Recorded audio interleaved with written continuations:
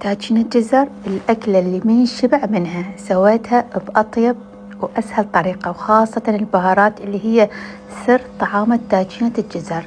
تعالوا على المكونات وصلوا على النبي.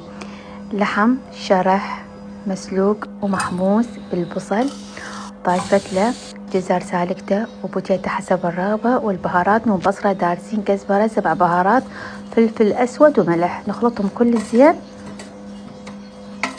ونعوفها. نروح نسوي التمن طاجينة، نضيف قليل من الزيت وتمن منقعته، ونفس البهارات اللي ضفتها للحشوة الطاجينة نضيفها للتمن.